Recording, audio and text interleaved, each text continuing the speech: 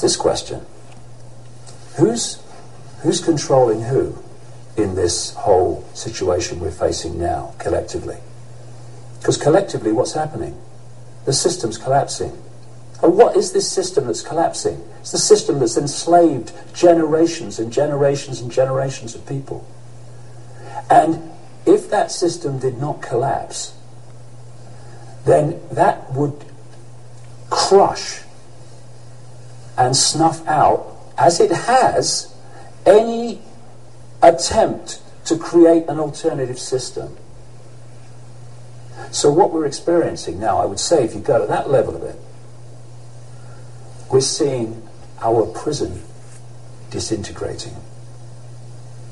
Now, as that happens, we can sit in the cell, even though the bars are falling, and think, no, I'm staying here because this is my comfort zone, and I'm going to wait until those bars go back up even thicker. And that's what they're counting on, isn't it? Or the bars have collapsed. Can look up and run. I'm out of here. And it's not a case of waiting for frontman Obama or anyone else to say, this is what the solutions are. They won't create solutions. They're not supposed to create solutions. We need to do it. And we do that by supporting each other, by letting the fault lines that divide us fall, and by ceasing to cooperate with the system. And when that happens, the system cannot survive, because we are absolutely essential to holding it together. When I was a corporate manager of Fairchild Industries in 1974 through 77, I met the late Dr. Werner von Braun in early 74. At that time, von Braun was dying of cancer, but he assured me that he would live a few more years in order to tell me about the game that was being played, that game being the effort to weaponize space, to control the Earth from space and space itself. Von Braun's purpose in life during the last years of his life, his dying years, was to educate the public and decision makers about why space-based weapons are a dumb, dangerous, destabilizing, too costly, unnecessary, unworkable, undesirable idea. The strategy that Werner von Braun taught me was that first the Russians are going to be considered to be the enemy. In fact, when I met him in 74, they were the enemy, the identified enemy. We were told that they had killer satellites. We were told that they were coming to get us and control us, the dirty commies, that whole story. First, the Russians were the enemy against whom we're going to build space-based weapons. Then terrorists would be identified, and that was soon to follow. We heard a lot about terrorism.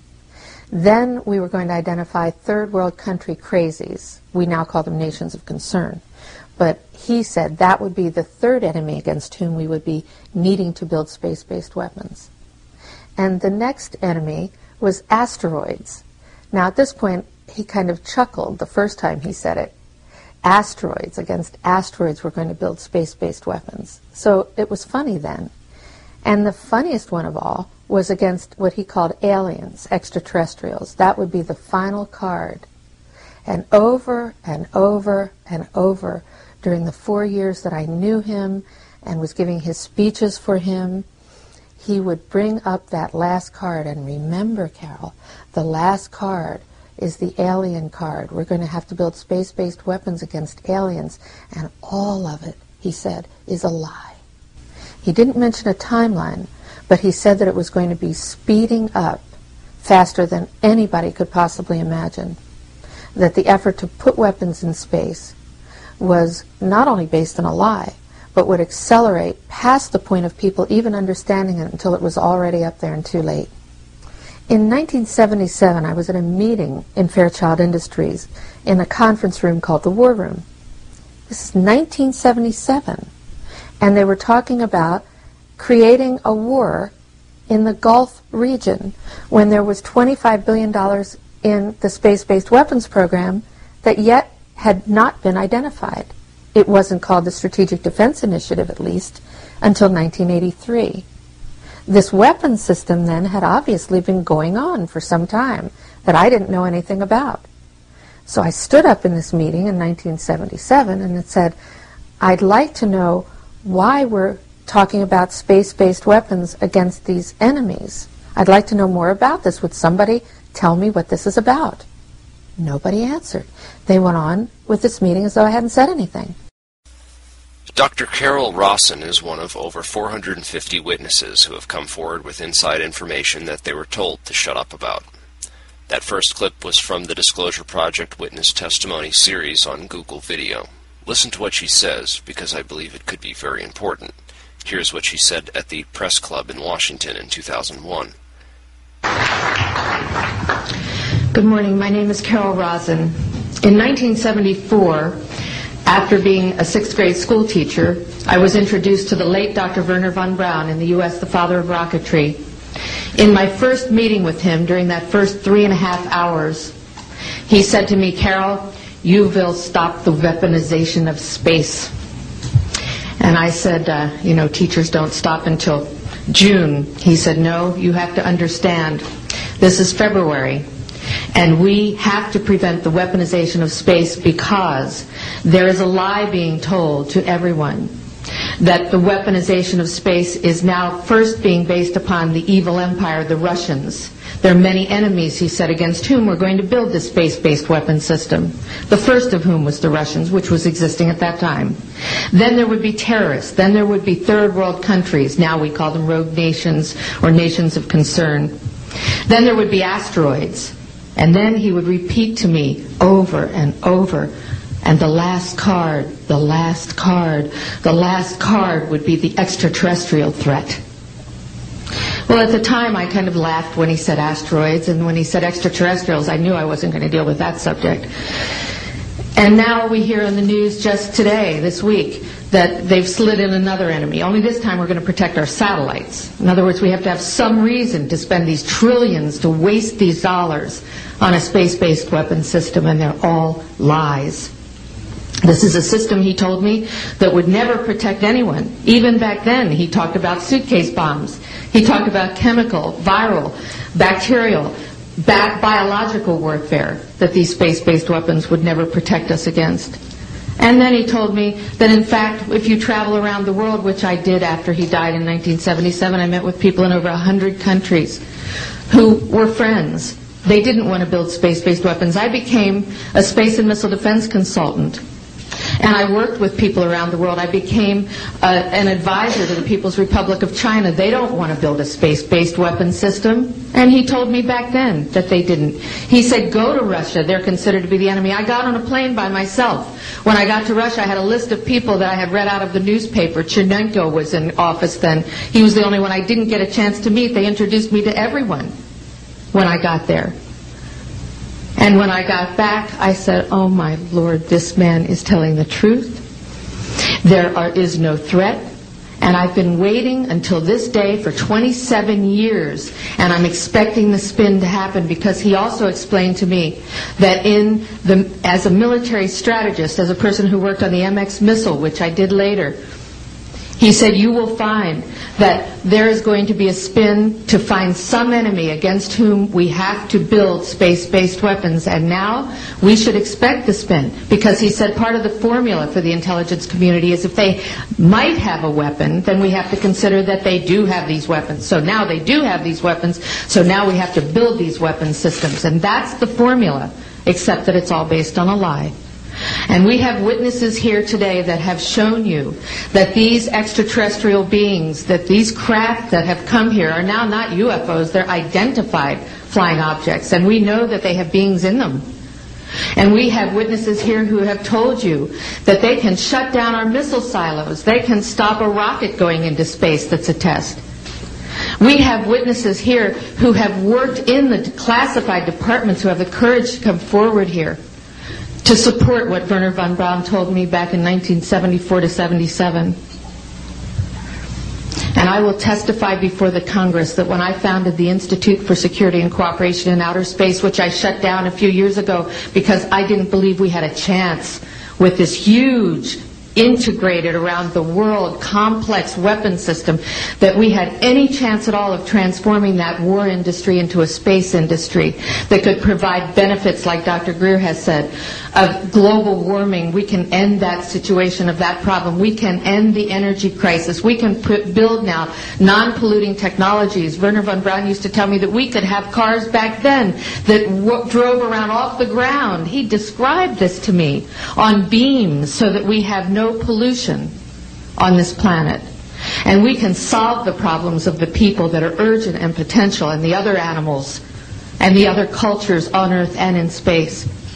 And we can end the arms race without dislocating the industry jobs, without disrupting the economy, by transforming, Werner von Braun told me, the war industry into a global cooperative space industry that will provide, he said, finally, more jobs and profits on this planet than during any hot or cold wartime, more products and services that can be applied directly to solving the problems of this planet. And we can have a whole planet now that lives in peace on Earth, with all the cultures on Earth, and with all the extraterrestrial cultures in space. And these are words that Werner von Braun told me in 1974, and I will testify before the Congress under oath about everything I have said and more. Thank you.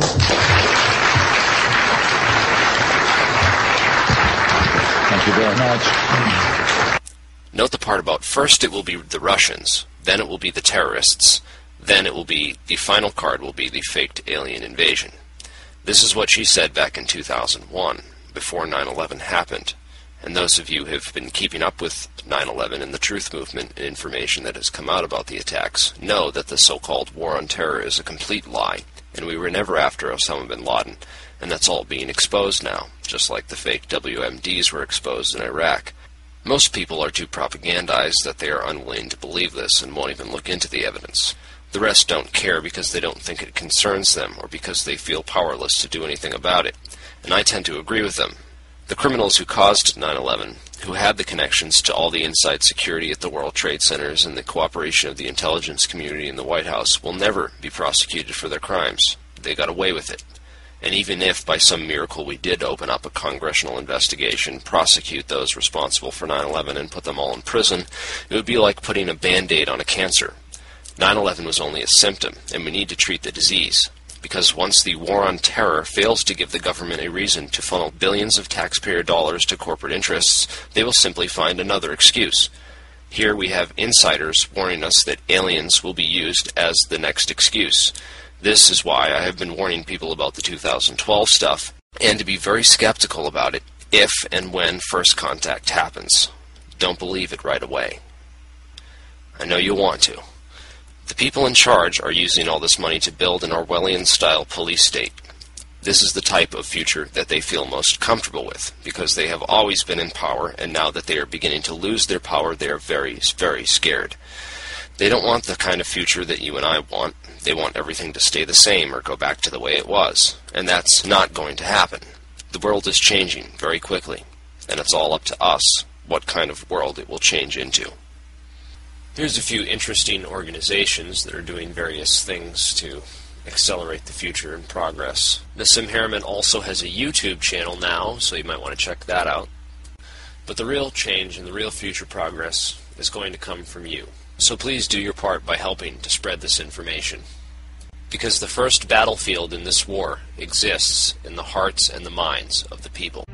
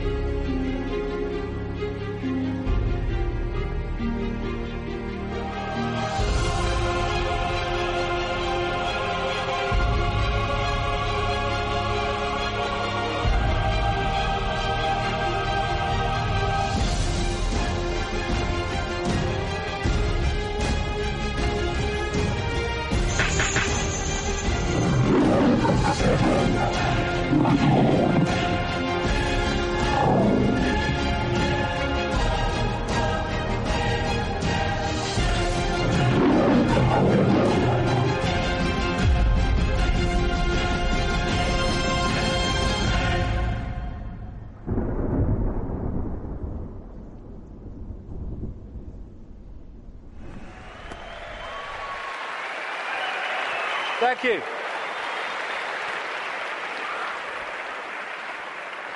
I've changed my smelly shirt for, I think, a very appropriate colour for this last section, actually. Smelt like a wrestler's jockstrap out there, I tell you.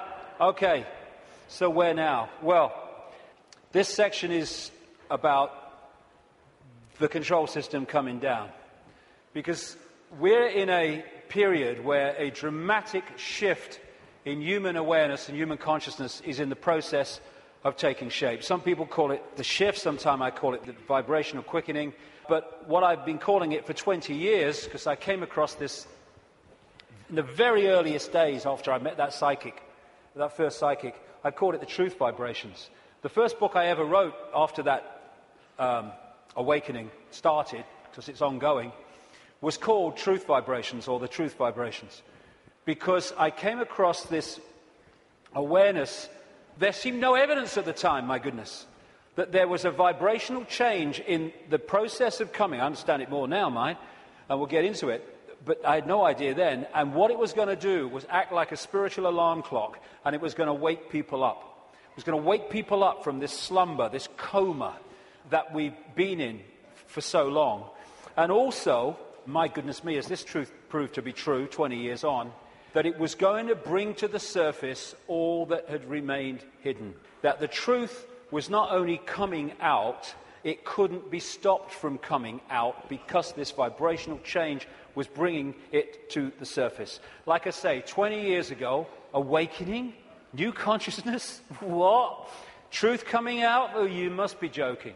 20 years on, my goodness, look at it.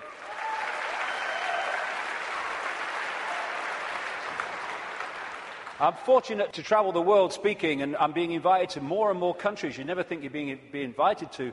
And so I can see that this is not just happening in Britain, not just happening in America. It's happening all over the world. And all the differences is those that are staying in mind for now and those who are opening mind to this change and perceiving self and the world in a completely different way. So I've been saying through the day, there's a base vibrational construct, the base vibration of this virtual reality coming out of the black holes, which triggers, as it goes through its cycle, which appears in the play-out world as like a time loop, it triggers different information coming from the suns. And we decode that information, and as it changes, so the information changes, and so therefore the epoch changes, the yuga changes. And we're now at this cusp where we're going from one epoch, one vibrational information epoch, into another one. And this new one is dramatically more expansive, dramatically more enlightened in the level of awareness that we are going to have access to. And the control system, which is a manifestation of this epoch, cannot survive this epoch, and that's why it's doomed. And we're now in the cusp of that change from one kind of world experience into another one. It's just another stage on the circuit of experience. And so, while for a few years yet, it's not going to seem like the control system's going down, because it's going to be throwing everything at us, because it's going to be desperate, there is no way that our children, young people, and grandchildren are going to live out their lives, as appears to be the case now, in an Orwellian, fascist, global state. No way.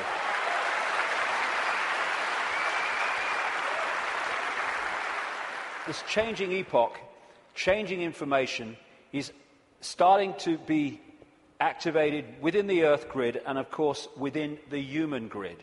This new information is starting, for those that open themselves to it, instead of stay closed in density, because if you stay in a dense state, then these higher vibration energies are not going to impact like you if you open yourself to them and connect with them.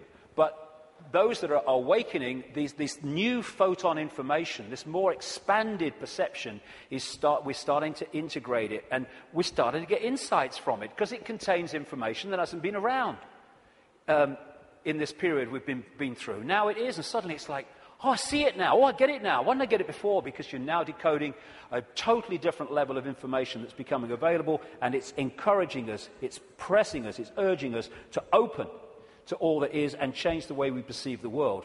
What certainly is true is some strange things are happening in the sun.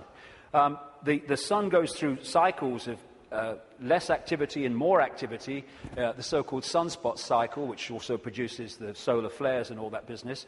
And it's kind of quite a predictable cycle of some 11 years, and it goes into a down period, and then another one starts.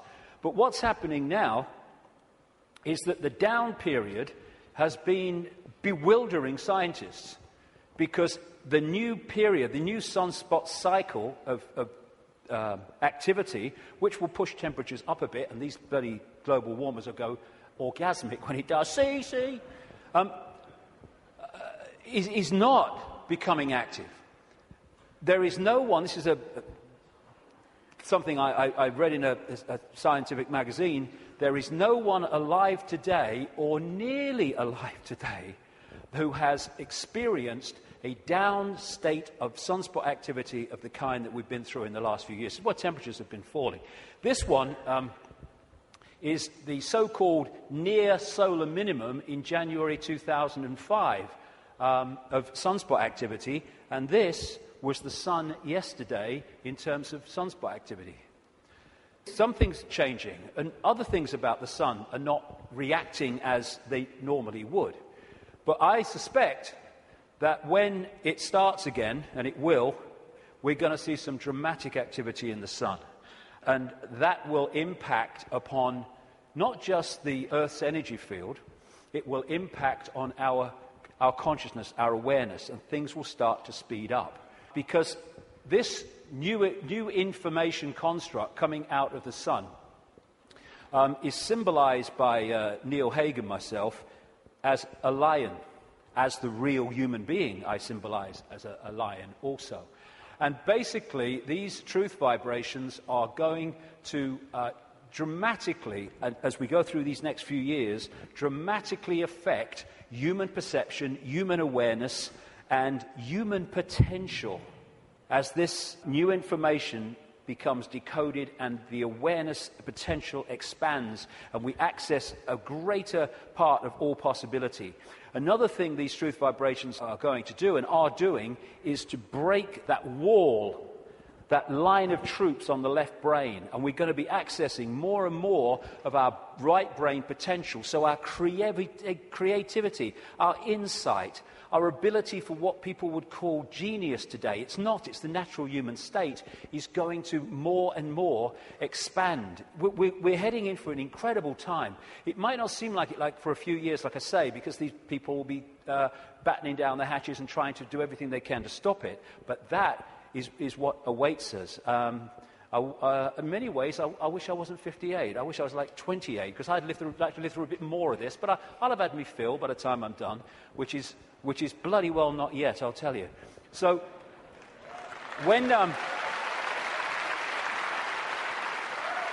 so as we are impacted by these truth vibrations, because we open ourselves to them, then we break out of these boxes. And these are the people who are not being touched by that yet. But my goodness me, I'm seeing people now change dramatically in no time. I was walking through where I was speaking in Santa Fe last year, and this guy walks past me. He'd flown in from Austin, Texas, and he said, 3 months ago, mate, I thought you were mad. Words to that effect. He said, now I get it. And he got it so quick, and we're going to see this happening. People changing dramatically, and also, as I understood 20 years ago, that all that's been hidden, the curtain is being pulled back. And we're in for some shocks. I mean, of course, what we've talked about today is shocking to most people who have seen the world in another way, but the shocks are going to go on, because what's been going on in this world behind the scenes is nothing like what we think it is. And these truth vibrations, this energetic change, this new epoch of enlightenment and expansion, and people call love and harmony and respect, connection, is going into these dark places, these structures that are held together by low vibrational density, and breaking them up. Not, like a war. It's a new epoch coming. And as the new epoch comes, the energetic change is going to break up the denser structure of society and belief. And like I say, if these guys think, as they do, because they're accessing here, not here, because of their mental and emotional state, that it's a done deal, well, they're in for a bit of a shock. Because, you know, when you've got a dam of water, it can take a long, long time before the cracks appear. But from the cracks appearing to collapse can be a very, very short time. And already, if you look from this perspective, the cracks are appearing.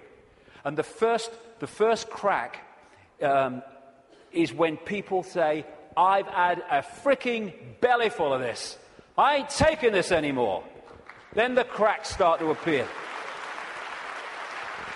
And what we're going to see in the next 10 years is this control system, increasingly as the years pass and these truth vibrations get more powerful, we're going to see this control system come down because a new awareness is being breathed into this reality, and a control system based on suppression of awareness therefore cannot survive that change.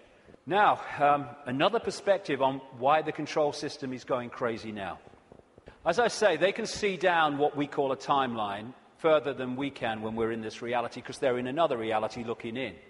So they could see, they don't know the scale of it because they can't get out here where it's being orchestrated from, and they couldn't get here. But they can get a feeling, and they have had an awareness that this energetic change was coming and how it could potentially affect the slaves in terms of waking them up. It is absolutely no coincidence whatsoever that it is now, of all times, in this experience within this reality, when these truth vibrations are manifesting themselves and quite demonstrably changing the way people perceive self in the world, that this control system is at its peak in trying to suppress humanity, control humanity. It's absolutely in sync because this moon matrix can only influence human perception if humans stay within its vibrational frequency, within its hack. The truth vibrations are taking us out of that frequency range, and therefore it's losing its influence on awakening people by the day as we start to perceive and see and become aware of things that we weren't before when we were connected to the hack. And all these things, destabilizing us chemically through food and drink, rewiring the body genetically through genetically modified food, what they're doing to the kids, the drugs, mobile phones and all this microwave soup that we now live in, microchips especially, they're all designed to externally suppress or internally suppress, in terms of food, etc., the human body computer to stop it accessing these truth vibrations. It seems to be, on the face of it, that they're trying to grab more and more control. The truth is, it is a desperate, desperate attempt to hold on to the control they've had thus far. That's what it's about. It's battening down the hatches to stop the control system coming down. In part because it has many expressions, including creating earthquakes and dramatic extremes of weather. This technology known as HAARP in Alaska, and it's now got other organizations connected to it and technology connected to it increasingly around the world, it bounces radio waves off the ionosphere, the highest part of the atmosphere, and back to Earth. And what it is in major part is a underpinning, a supporting role to this moon matrix to create a low vibrational atmosphere in the lower atmosphere where we live in and operate in like this. Again, it's targeting this morphic field, as the Satanists call it, and some others do too, to keep it in a low vibrational state. It's fighting the truth vibrations. They know what they're doing, on one level anyway. And one of the other things that HAARP can do, and it's in the patents of the technology, it can send out radio waves carrying information, thoughts, on the wavelength of human brain waves, and it can impose those thoughts on the brain, which we then manifest through as our own thinking. That's also part of this. And it's also part of this defense mechanism against this epoch change.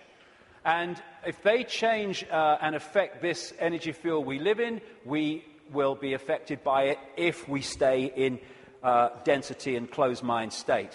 I'm absolutely convinced, have been for years, that part of the creation of this like sub-reality underpinning, supporting the moon matrix, which was okay up to this point, didn't need anything else. But now this energetic change is taking place. They're bringing the troops in, if you like, to underpin it. And I'm convinced that part of the chemtrails, which kind of pollute our skies and stuff and contain metals and barium and aluminium and all this stuff, is part of creating this sub-reality. What the truth vibrations are doing is healing this schism. It's part of what it's doing. And the schism has been this distortion in the metaphysical universe, the waveform information construct, has been playing out into the holographic play-out world for, what would you call it? Eons, for as long as we can remember. And it has manifested itself out as conflict and fractured personalities and all the rest of it. This is being healed all the time as these truth vibrations impact themselves and we move into this new epoch. And those that are tuning into it, it's healing these divisions. And when this changes, this must change. And the control system is a play-out holographic expression of the schism. So when the schism heals, as it's going to, this distortion, its outward holographic expression, the control system, must fall. That's why it's doomed.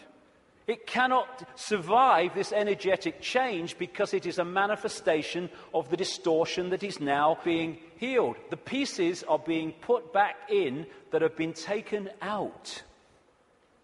A totally new era is in the process of moving into human experience, and this control system, it's doomed, and all its expressions are doomed. Not doomed like, let's have a mass bloody murder, mass killing, all the rest of it.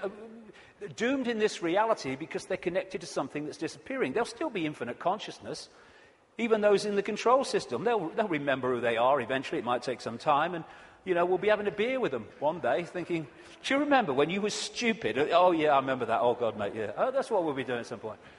So this epoch change is moving from a sense of division, left brain, where it sees everything as apart from everything else, sees everything in terms of structure and apartness.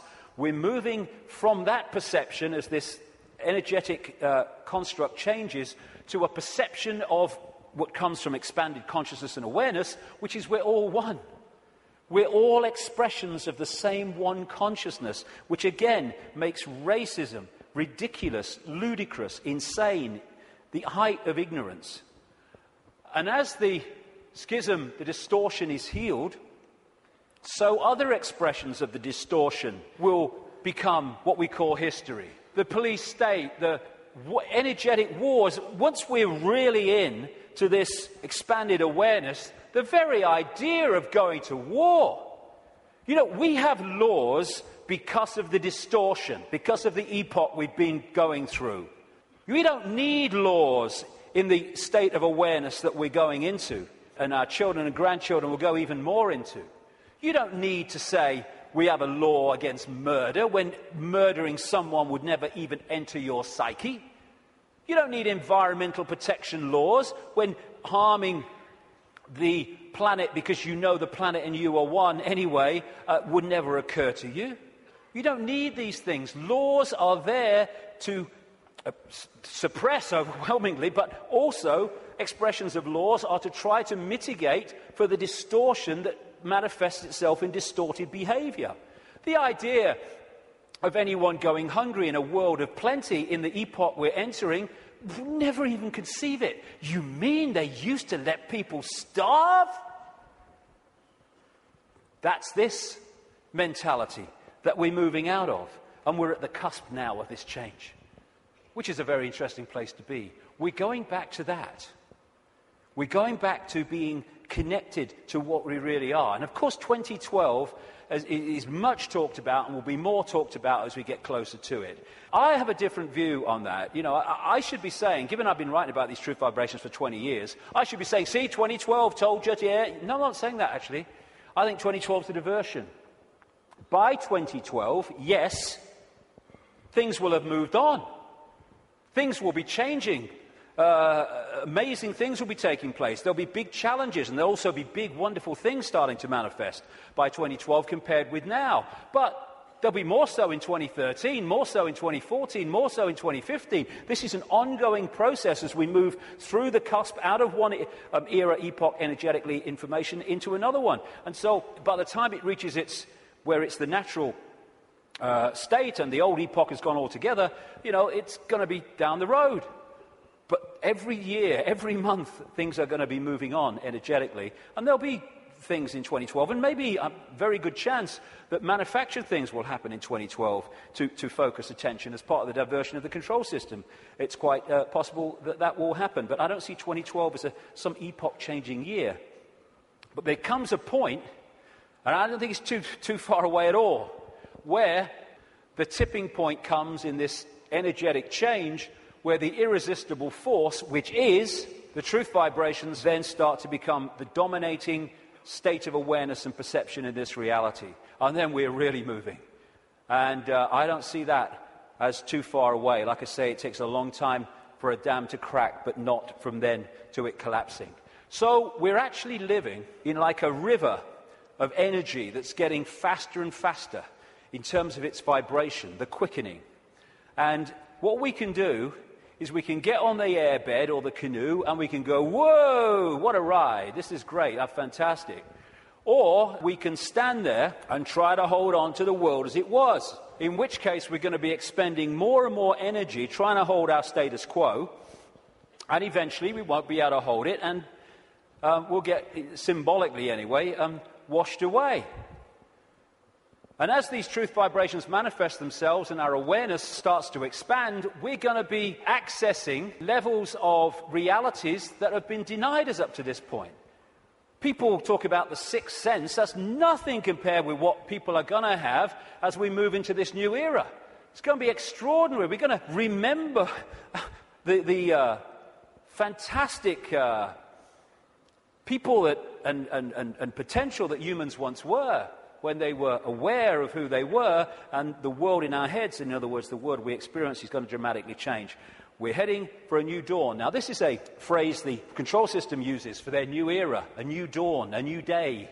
Well, it is a new dawn and a new day, but ain't the one they think's coming. We've been through this process in the last epoch, and now we're going back the other way. And as a result, this control system must fall, and we are emerging from the abyss, the suppression, and all the rest of it to be who we really are. And that must change everything.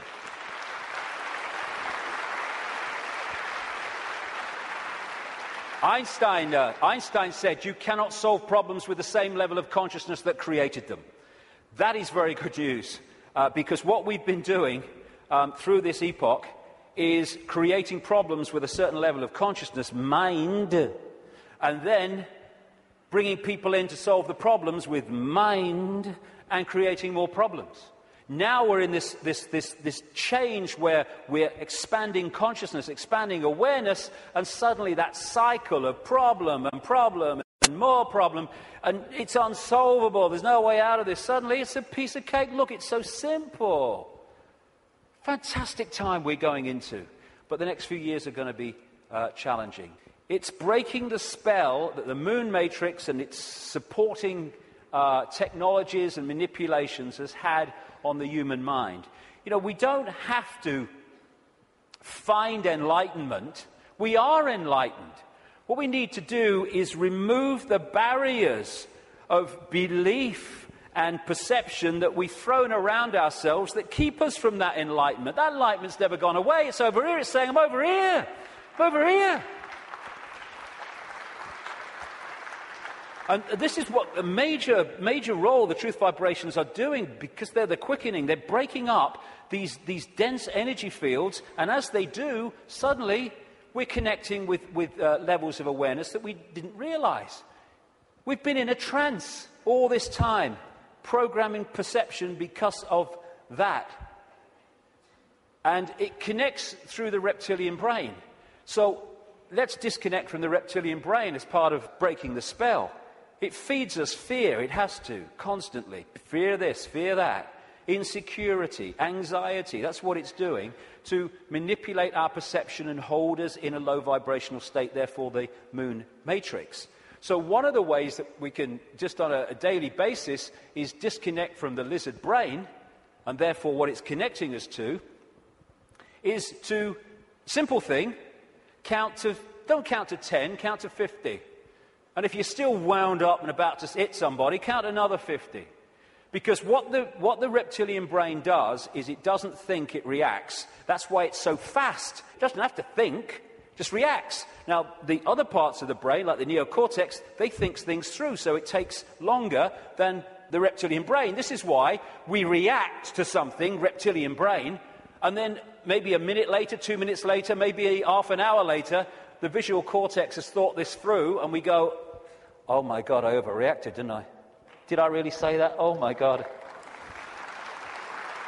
That's what, it's the reaction system, reaction. And if we can stop reacting, emotional reaction and all that stuff, because, you know, we're manipulated so much through the reptilian brain reaction system. It's not problem, think it through, do a bit of research, see what you think, discuss it a bit, solution. It's problem, reaction, solution. That whole process of mass manipulation is done through here. So when we're faced with a situation, and I'm talking to myself as much as anybody here, you know, I'm not cross-legged on a mountain saying, hey, here I am. No, I'm talking to myself as much as anyone else. When we're faced with these reaction systems, whether it's because of a world event, whether it's because something in our lives, if we can just go, okay, I don't like this. 1, 2, 3, 4, 5, 6, and eventually the reptilian brain loses its power because it's a reaction power. And once the reaction's gone, it's lost its power. And we can think things through. And if we stop reacting through the reptilian brain, then we are massively disconnecting from the moon matrix. And as these truth vibrations change the nature of this energetic control of the human collective mind, the hive mind that we've been connected to, then its expression, this structured world, the way we work. And, you know, my brother said to me once, what's it all about, Dave? He said, you get up in the morning, you go to work, you come home, you have your tea, you watch telly a bit, and you go to bed. You get up and you go to work. I mean, look at it.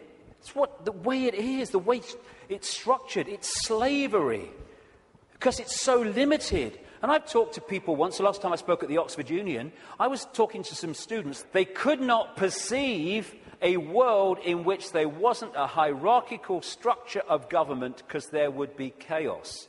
That's the left brain at work. And people, when you think, look, this world is crazy. It's not serving people. People are serving it. That's what we are. We're slaves to a system. Politicians are slaves to a system. They go into the system. They think they're going to change it. The system changes them.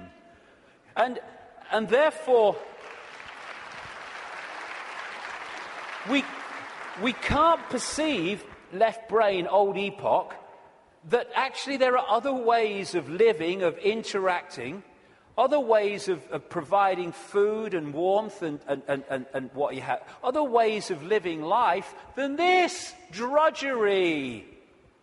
But as we expand our awareness, then other ways of interacting will become very obvious to us.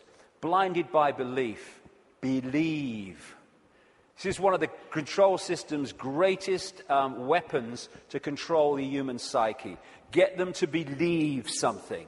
They don't care if it's this religion or this political belief or whatever it is. As long as you believe something powerfully, then they got you.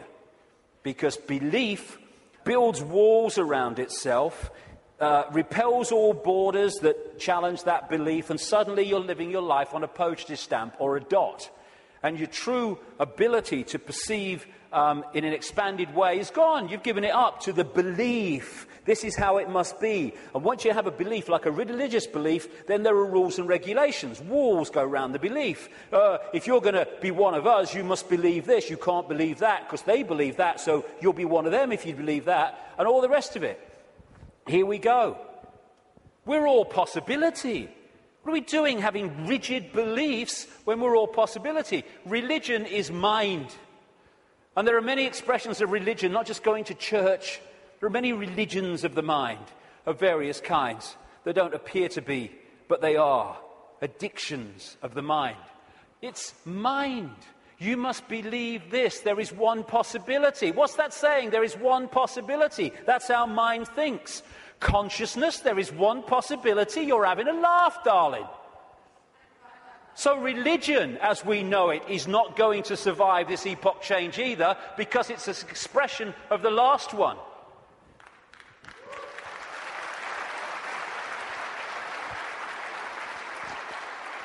These are people in a hypnotist stage show who've been told that they are religious believers.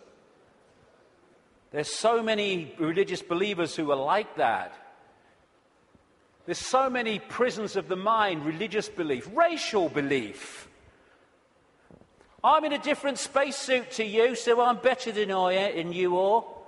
It's like being two spacemen on the moon and they're having a bloody argument because one spacesuit is that colour and that spacesuit is that colour and that was made here and that was made there. Mine's superior to yours. It's childish, child's play. And by the way, it's not just white people who are racist. It's a mentality that can manifest through any race.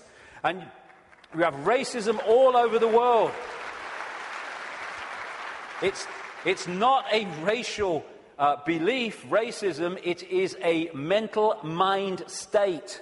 And anyone that thinks they're superior to anyone else because of their body computer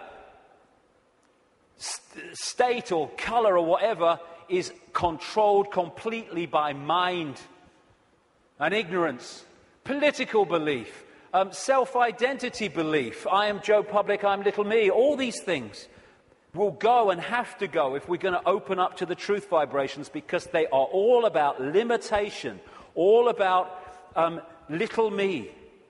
And as researchers have shown, when we have rigid beliefs, the brain fires off the neurons in a specific network.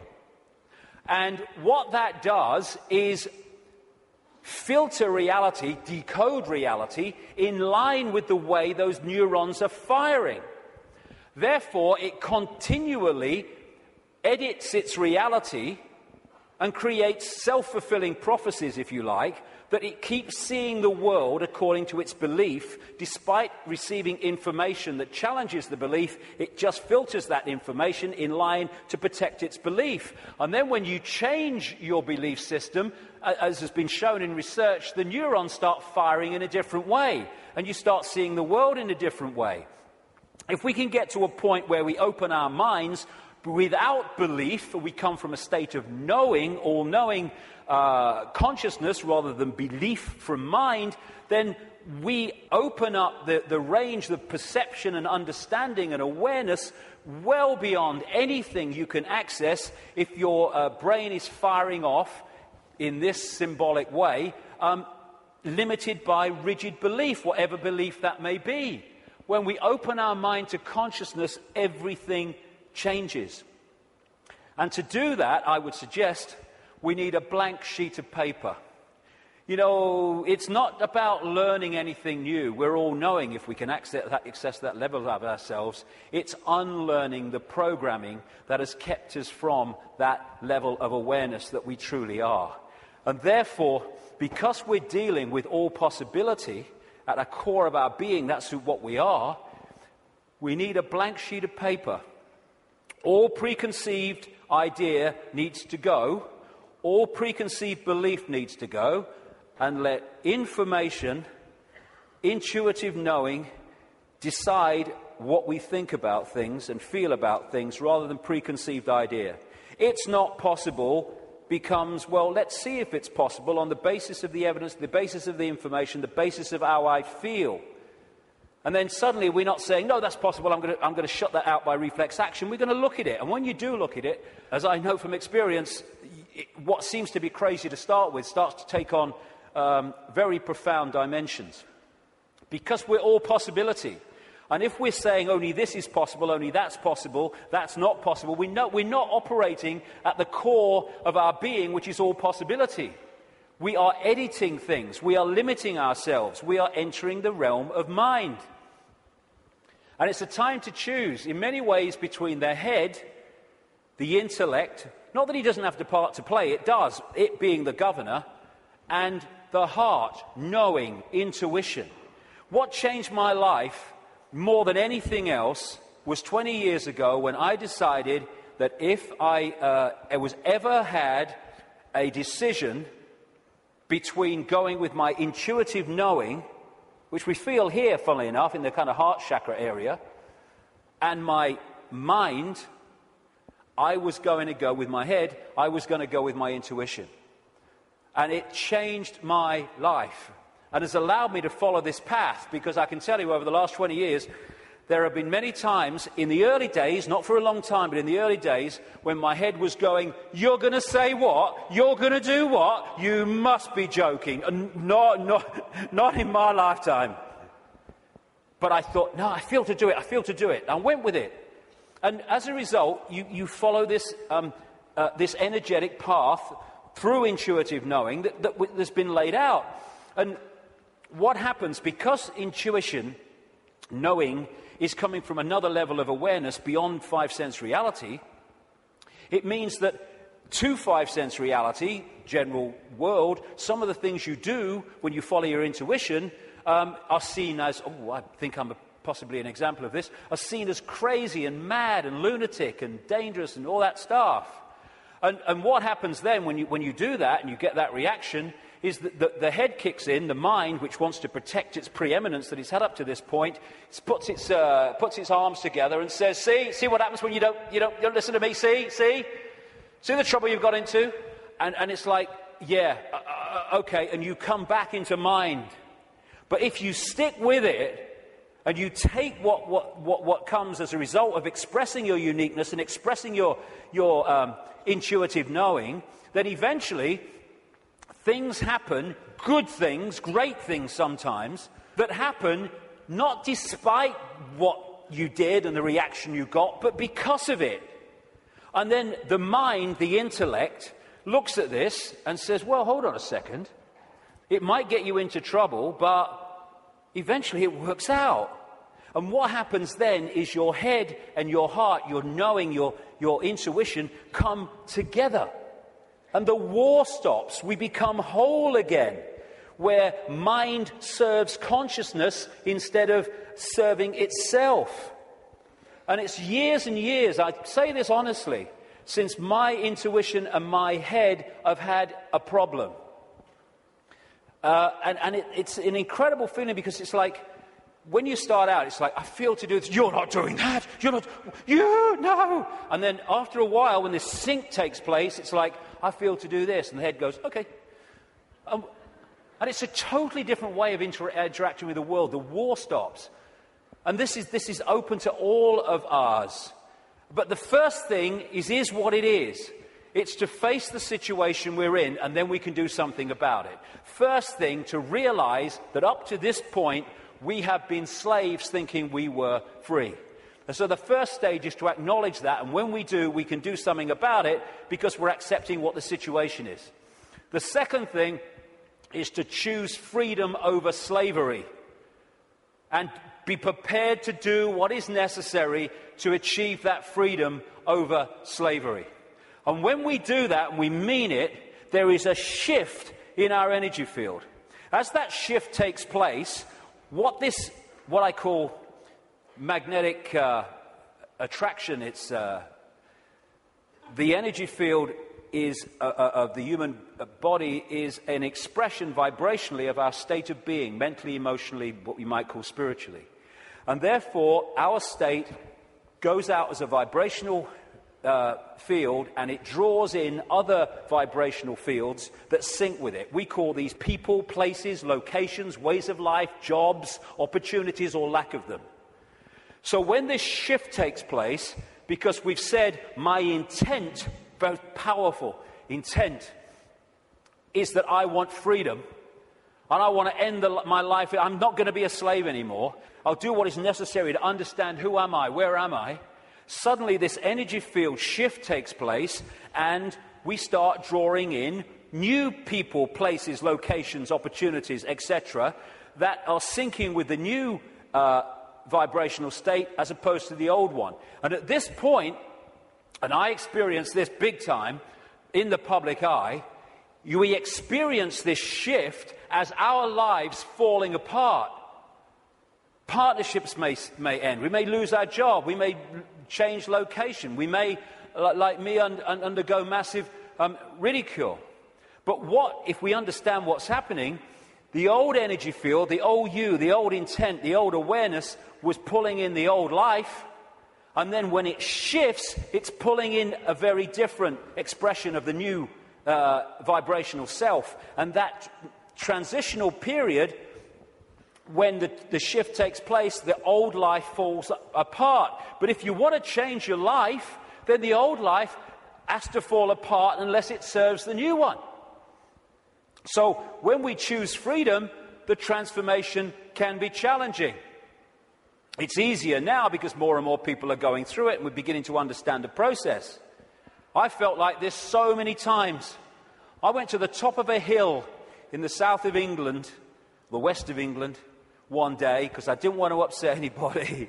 I went to the top of this hill in the middle of nowhere and I screamed my frustration out. I know what this image means, and so many other people do.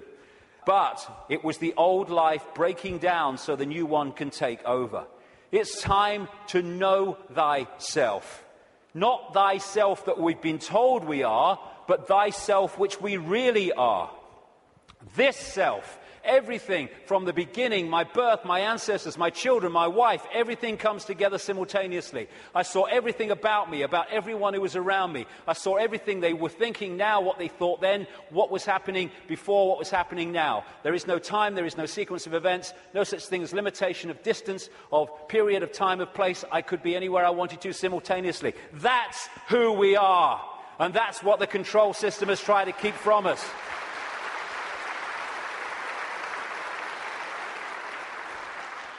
Now, the way to go most powerfully with this change is to stop identifying who we are with what we are told we are, little me.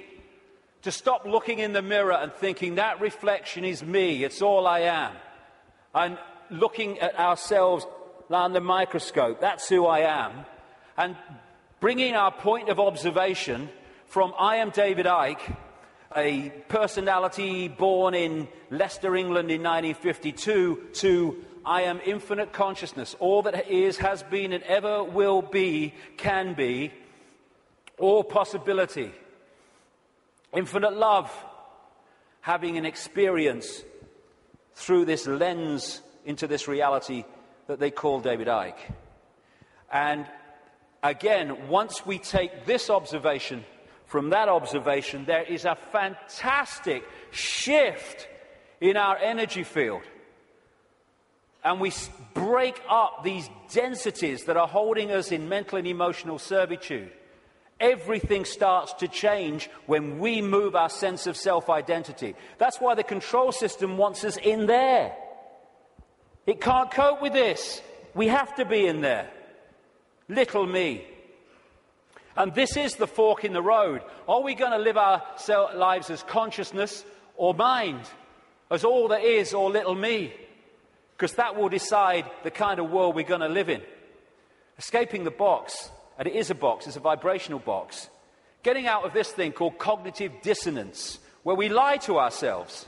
Cognitive dissonance is, for people who haven't come across it, it's a very powerful controlling mechanism whereby we have a belief about self or the world or a situation, and we're sticking with it.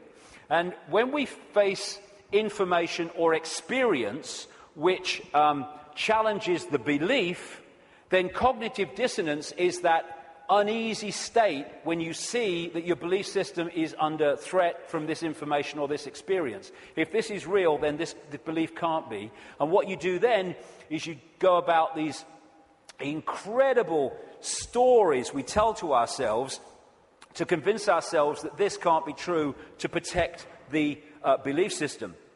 Cognitive dissonance can be a good thing if that dissonance leads you to look at your belief in the light of this experience or this new information, and then move the belief in the light of that. Then cognitive dissonance is a good thing. What most people do is try to hold the belief system in the face of this. And there's no greater example than the Skeptics Society. You ever come across them, the Skeptics Society? Bloody hell, they are cognitive dissonance.com, they are. I tell you. I've debated with some of them on television programs and stuff, and one of them, his bum kept bouncing on the seat. He had what they call vitus dance, is it? My mother used to call it, where you can't stop moving, because he was in such cognitive dissonance, because the information he was hearing was so at odds with his belief system, he was kind of going crazy. And so you get people who come up with these amazing bloody stories to try to explain away why something is not challenging their belief system. So again, part of that blank sheet of paper is letting cognitive dissonance serve us. I'm going to look at my belief system, instead of holding on till our knuckles turn white. Also, trying to avoid looking at the truth, because if we don't, we ain't going to change anything. Go beyond being in denial of what is happening in our lives and in the world, and start looking at it as it really is. It is what it is, because unless we look at things in that light, instead of trying to find wishful thinking reasons why actually it's not really like that, we're not going to change anything, because we're going to be in denial that anything needs changing. It is what it is, and we need to face it. And it's important to stress this. This control system, this reptilian control system, and in all its facets, is not all-powerful, and it's not omnipotent. It's actually bloody stupid. You know, there's such a difference between being clever and being wise. It's very clever to build an atomic bomb, but it's not wise to do so. There is a difference between the two. And these people are very clever, but they're stupid. And cleverness without wisdom is the most destructive force on earth, which is why that's what they are. They have only managed to control humanity because they put us in a smaller box than they're in. Because of their mental and emotional state, fear, wanting to control because of fear and all the rest of it, they are in a vibrational box. They can't access any higher levels of awareness because of their mental and emotional state that's holding them in density, and their fear. Their fear is being passed on to us through this collective mind. So the only way that they can manipulate and control us is by putting us in a smaller box than they're in, and that's what the suppression of knowledge and awareness and consciousness has been all about. But as we open ourselves to the true nature of ourselves, we can move well beyond any area that they can access. So just because they're technologically advanced intellectually, it doesn't mean they have power over us and they're omnipotent and all-powerful. They're not. They're desperate. Desperate because of the numbers of them to the numbers they're trying to control. And the other thing, I use this analogy a lot, is, like I said earlier, we don't have to find enlightenment. We just have to open our programming to the enlightenment we already are. And it's a testament to the magnificence of what we really are, that this control system has had to throw everything at us. Look at it. All these facets, the food additives, the electromagnetic pollution, the programming through the media, the suppression of education, the suppression of science, all this stuff, they have to throw at us to keep us in servitude. It's like, I use this analogy, if you want to put a ball floating on a tank in an unnatural state, which is where we've been, you have to push it down and you have to hold it there. Because its natural state is floating on the surface, You have to hold it there, because the moment you let it go, zoom, it's gone into its natural state. And symbolically, we've been held on the bottom of the tank by all this stuff that's thrown at us from cradle to grave. And the fact that it needs so much to hold us in this suppressed state shows the magnificence and a genius that we really are, we once were and will be again. When I say we, I mean what we call humanity. So as the control system's ability to do that is unraveled, and this is happening, then we're going to go to the top of the tank again, not by finding enlightenment, but by removing that which is keeping us from it. Be afraid, big monsters coming. This is the big area that they control us with, and we need to let go. They're feeding of this fear. Like I say, 1.5 billion people in China controlled by a handful because of fear of challenging the handful. No more fear. I mean, this is such a symbolic picture. Here's all these bloody sheep, and here's 2 shepherds, and there's a guy at the back. Now, those sheep, symbolic of humanity, can only be controlled in this way because they acquiesce to the shepherds, and the sheepdog symbolizing fear. What if this group of sheep, instead of going ba, ba, ba, ba, and if they want to, oh, ruff, ruff, oh, fear, oh, following the one in front, the control system, the shepherd, yeah. Oh, he's got the power, he's got a stick, aye. What if those sheep said, oh, look, I'm not following him anymore. And hey, Rover, woof, bloody woof, on your bike, you're not frightening me, okay? I'm over here. I'm going down here. I like that. There's some grass down here. Suddenly, this herd, flock, whatever you want to call it, is scattered because it's expressing its uniqueness and it is not fearing the consequences. These people, apparently all powerful, have no bloody power. None. They'd never find most of them. They might catch them. And that's what humanity's like. We have the numbers. And yet, because we acquiesce through fear of challenging the control system, even though we have the numbers, the handful of people control the many. We have the power. We've chosen not to use it. It's about bloody time we did.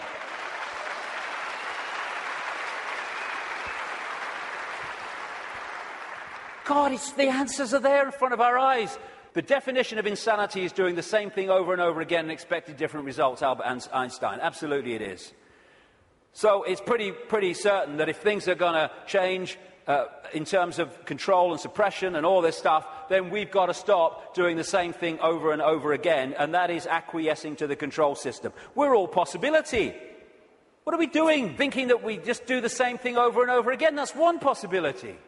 Let's express our uniqueness and respect each other's right to express our uniqueness. We're all possibility. Actually, one possibility is swimming against the tide. Let's try it. And let's respect each other's right to do that. We should be celebrating diversity. Diversity is an expression of all possibility.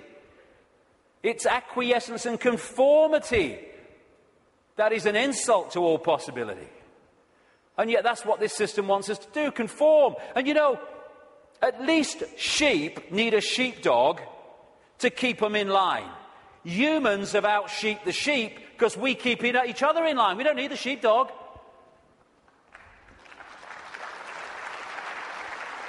We have sheepdogs called parents and teachers and politicians and peer pressure. When we're thinking of expressing our uniqueness, we're not thinking, oh, what will George Bush think or what will Barack Obama think? No. We're thinking, what will my mother think? What will my father think? What will the neighbours think? What will my mates think? What will the people at work think? In other words, what will other people who have chosen to live in this sheep pen think of me getting out of it? It's like sitting in a cell and you find a way out through the door, and instead of another prison warder coming along to stop you getting out, the other prisoners jump on you. That's what we do. If we are going to be what we really can be, and we're going to respect our right to be different, we have to respect others' right to be different as well. Because when we respect other people's right to be different and express their uniqueness, then we're setting them free and we're helping to set society free. We are policing each other all the time through ridicule, through condemnation. We need to start being at peace with other people having different views and expressing different lifestyles than we do, even if we don't like it.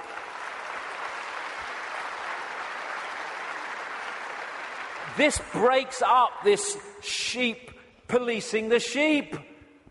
There's only a few who in full knowledge are behind this control system, and they have to get the target population to police the target population. They don't have the numbers to do it themselves. I have a simple philosophy on life, so simple. Do what you like so long as you don't impose it on others. Dead simple. That's it.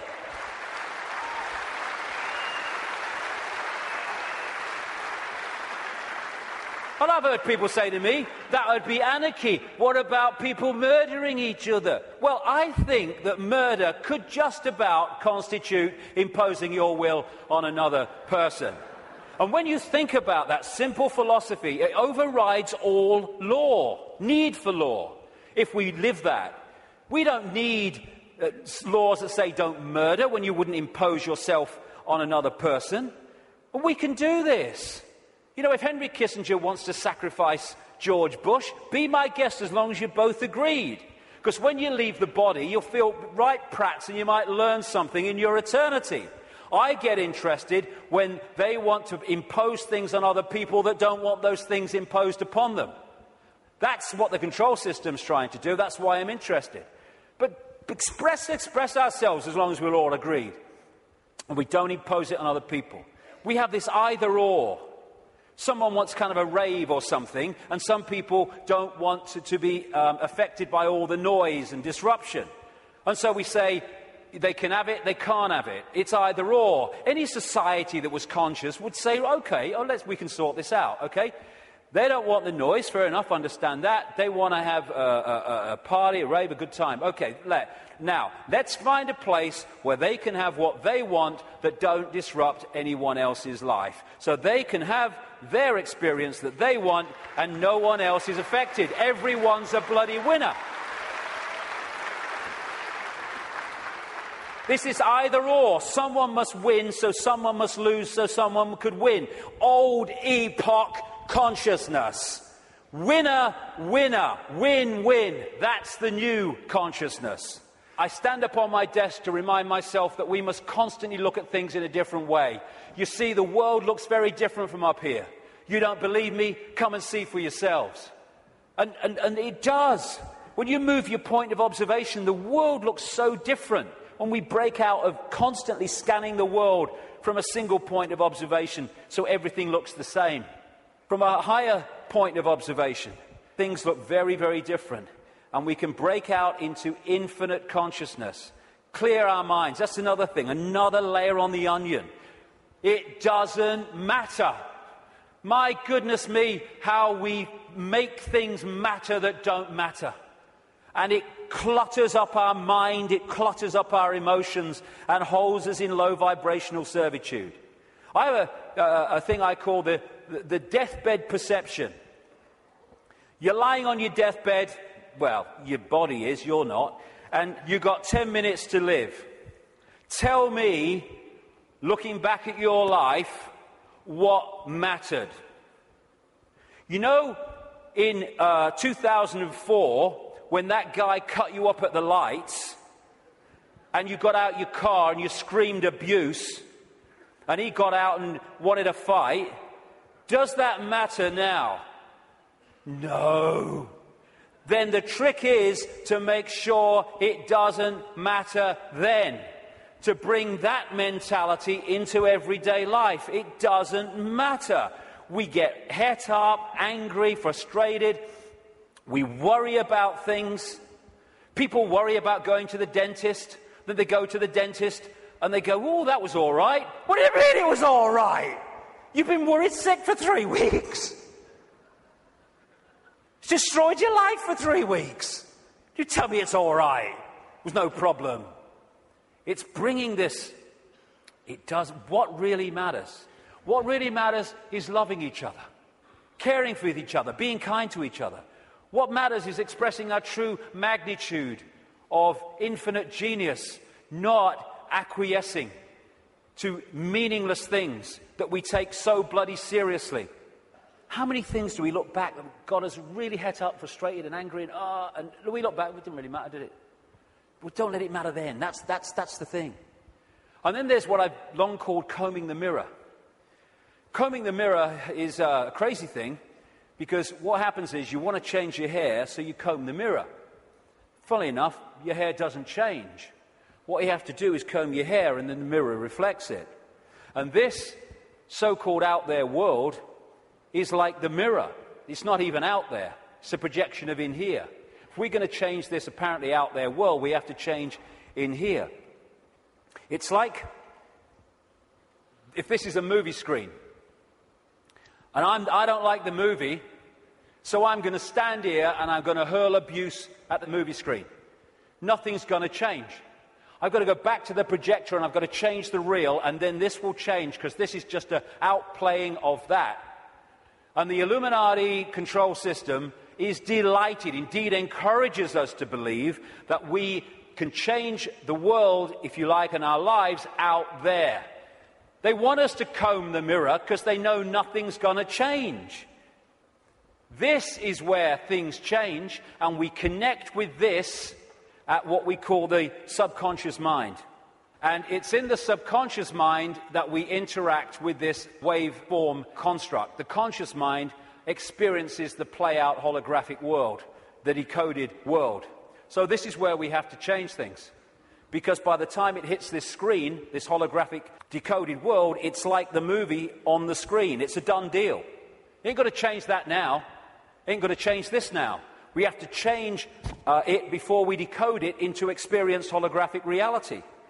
There are some people I've been reading, they say 98% of human decisions are made by the subconscious mind, the unconscious mind.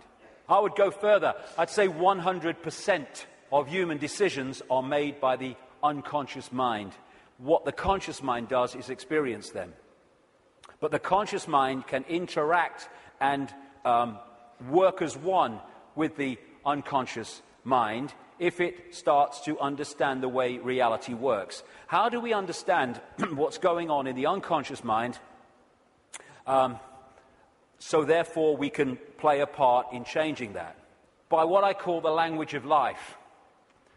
The play-out holographic world of experience is a mirror of the information construct, in other words, our unconscious mind in many senses.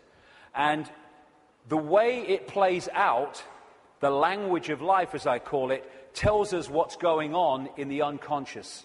And therefore, we can play a part together, unconscious and the whole of self, in changing and clearing out what is happening in the unconscious, which is playing out in the experienced conscious holographic world. For instance, do things keep recurring in our lives over and over and over again? You'll never guess it's only happened again. Well, why is that happening to you over and over again and not happening to him at all? What is it within you that's manifesting this? What is it telling you? What is the language of life telling you by what you're now continually experiencing? Why don't things work in your life, but they work in this person's life? What is that telling you? What is it about you that's making it not work? What is it about them that's making it work? The language of life. And you can start to read this. And it's about taking responsibility and saying, oh, God, I'm so unlucky. Nothing ever happens to me. It's like taking responsibility. Power. Why is this happening to me? What is it about me that means this is happening to me and not to them? It's the language of life. He's talking to us. For instance, one of the things that totally bloody controls human experience is a desire for outcomes. We're all possibility. If we live as all possibility, our true self, then we're flowing. We're flowing with life. We haven't got an outcome because we're all possibility. We flow where we want to go, and we flow where life takes us.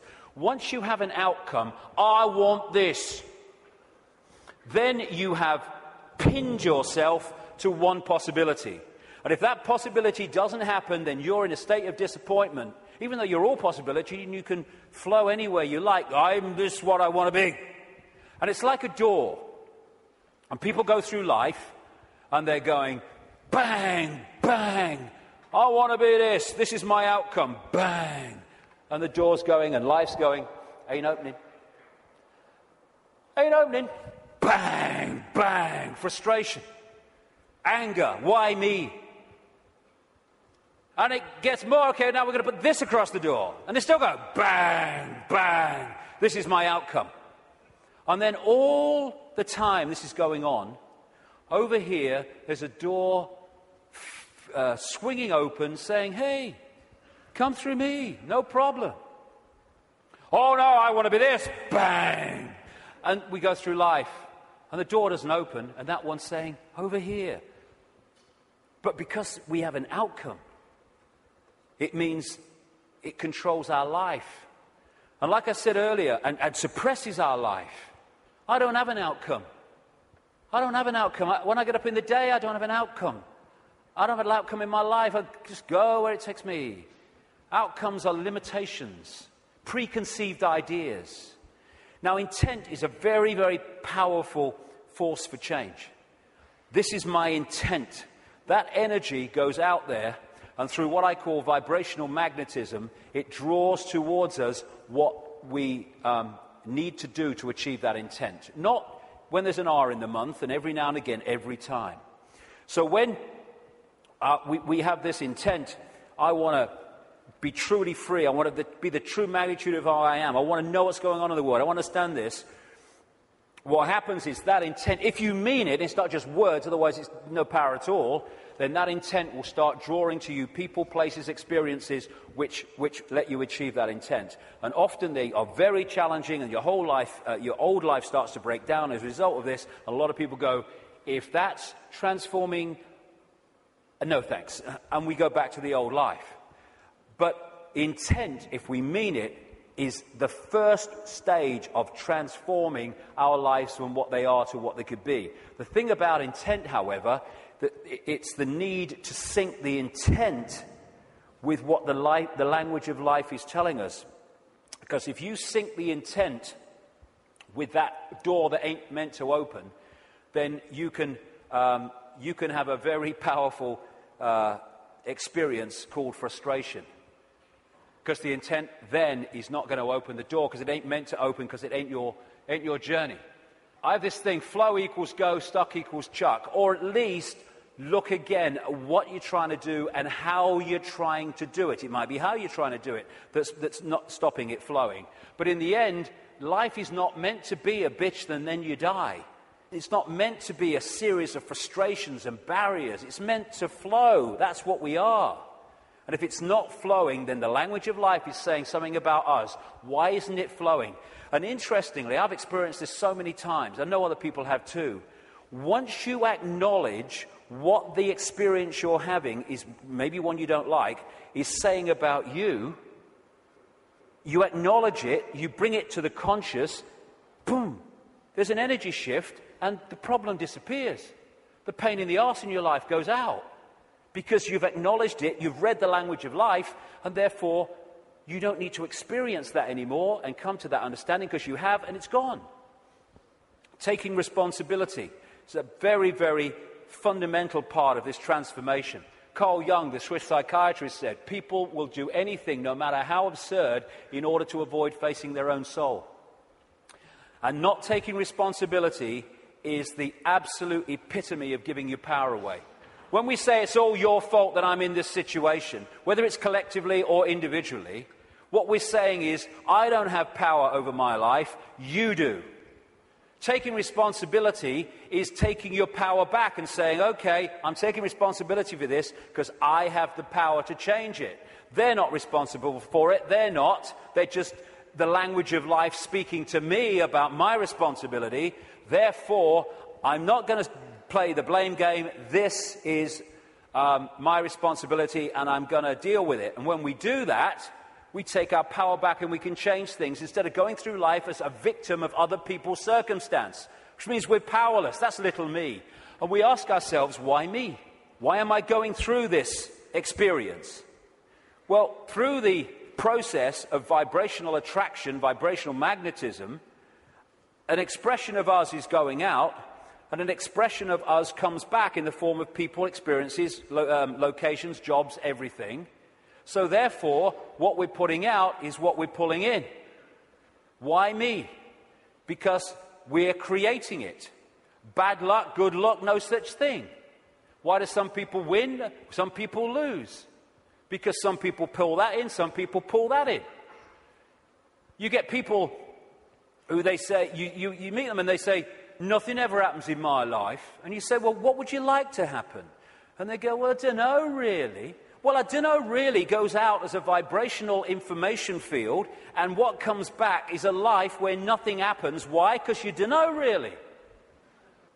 So we're not victims. We think we're victims, and the control system wants us to believe we're victims, because then we will do nothing to change the fact that we're not expressing the power that we have.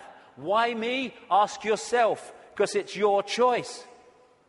It's your choice and my choice in the sense of there's not some guy with an AK-47 on some other dimension saying to our consciousness, get in that body or I shoot.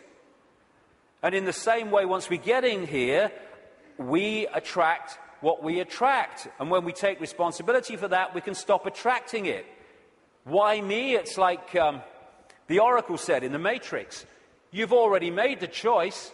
Now you have to understand it. You didn't come here to make the choice. You've already made it. You're here to try to understand why you made it. And as the message from the psychic 20 years ago said, arduous seeking is not necessary. The path is already mapped out. You only have to follow the clues. We are guiding you along a set path. If we get caught in mind and the limitations of mind, then we can not go along that path. Because mind is telling us, oh no, you don't do that in this world because you have to do this and you conform and all the rest of it. The difference is that when we make the choice of the path we want to journey on in this reality, in what we call a life, we're doing it from this perspective of perception. When we're trying to understand why we made it, we're doing it from this level of perception. So this sees it on one level, and this is going, I'd agreed to this, you must be having a laugh. Never. Well, this is seeing it in a different light.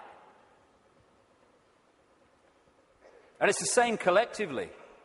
Why us? Why are we here at this time now as this cusp of change is going on? Same thing. You've already made the choice, now you have to understand it. You didn't come here to make the choice, you already made it. Now you have to try to understand why we made it. Instead of complaining at the situation we're in, and again, this made the choice, this is trying to understand it. Once you break out of this into this, you then start to understand it. Because you see what we're experiencing from a totally different perspective. For instance, this sees, in the journey down the symbolic river, this sees the next turn on the river, no further. This sees the whole river from source to sea. So this is seeing an experience in the moment that this is having in a completely different way to how this is seeing it. For instance, you're going down the river on a canoe, it springs a leak. You paddle across to the bank and you sit there and you're angry and you're frustrated. Why me? Why am I so unlucky? And then some guy comes across and says, hey mate, you were so bloody lucky. There's a bloody waterfall around that next turn. And we can even override that through intuition. When we intuitively access this, we intuitively know, no, I'm going to stop for the day here. I'm not going to go any further today. And this might be saying, oh, we can go further. I'm not going any further. And so many things we can be protected from by following our intuition. Why are we here collectively? We're here to break the spell. We're here to break the spell on the human collective mind. What a great thing. What a great thing to play a part in. To break this spell and to stop this human experience becoming this. And in the next few years, like I say, they're going to throw everything in desperation, like the cornered rat, trying to hold on to a control system that's falling. This is where we're going to need to have this perspective of I am consciousness, I'm having an experience, because that will make it so much easier as we go through this transformation and challenge, because if we're in this world and of it, those people are going to find the next few years very, very difficult. Because they will not have a perspective of what's going on, except everything's going crazy, and my God, what's going to happen next? This is a great line from a song. Freedom's just another word for nothing left to lose. Isn't it amazing how when you no longer have anything to lose, the butterfly emerges? Because it's fear of loss that keeps us in servitude so much. And when you've got nothing left to lose, suddenly all that's left is freedom. And that is going to be a very powerful experience that a lot of people are going to have in this next period of challenge as this cusp moves on. Just when the caterpillar thought life was over, it became a butterfly. It's amazing that when you're in... So many people have told the story that it was in their lowest moment of despair that, boom, something emerged and transformed them. Nothing left to lose. Freedom. Okay, I'm waking up, so what do I do? Well, I would suggest that we all stop making bloody excuses. You know, we can all come to the conclusion that there's this control system and it's doing this, and what about the children, and what about the grandchildren, what's going on? And then the list of excuses why we actually can't do something today. Well, there's a game on, and I've got to do this, and I've got to do that. Nothing is more important than focusing on what is happening, because everything comes from that. What can we do? We can refuse under any circumstances, no matter what the frickin' laws and the pressure and the imposition, we can refuse not to have the right to express our freedom of expression. Refuse under any circumstances to shut up.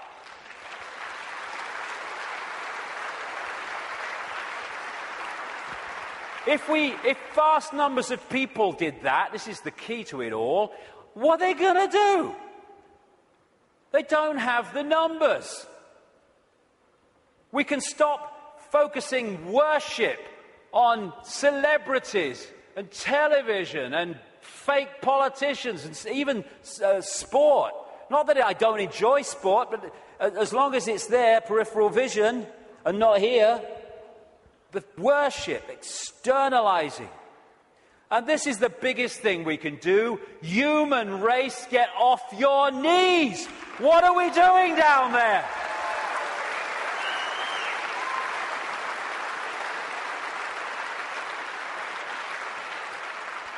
What are you doing? You're all that here's as it been and ever can be. Where have your bloody knees for? Well, only little me. No! If we get off our knees, the control system's over. Martin Luther King said, a man can't ride your back unless it's bent. And then there's the people in dark suits and uniforms. Hey, you got children and grandchildren and families as well. What are you doing serving a control system that wishes to impose a fascist state on your families?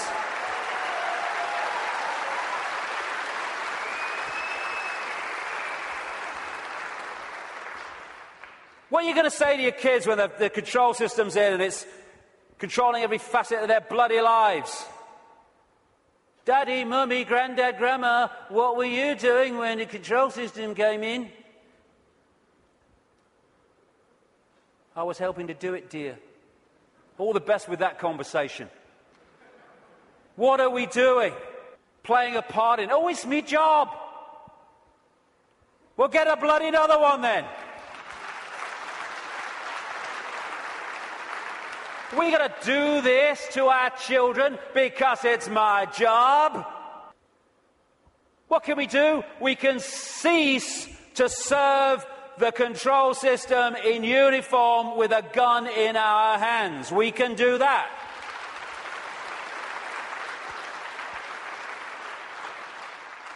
Soldiers are not there serving their country, serving their people. They're there serving the cabal that's seeking to enslave their people and their families. As Einstein said, the pioneers of a warless world are the youth that refuse military service. And more are equal to that, the adults beyond military service who support those that refuse to serve this control system in uniform. Oh no, you've got to serve your country. You serve your bloody country. I ain't doing it. Just like those wonderful Israeli young people. Know thyself. When you know thyself, when you know you are consciousness, think consciousness is going to get a machine gun and start shooting at aspects of itself. Mind does that. Mind fights. Consciousness doesn't even contemplate it. And that doesn't include just people in uniform. It means fighting for freedom. What's all that about? Let's fight for freedom. Let's have a riot in Athens and let's kill 3 people from the banking system. Hey, the world's a better place now. What you fight, you become. We don't want to fight this system. We need to cease to cooperate with it.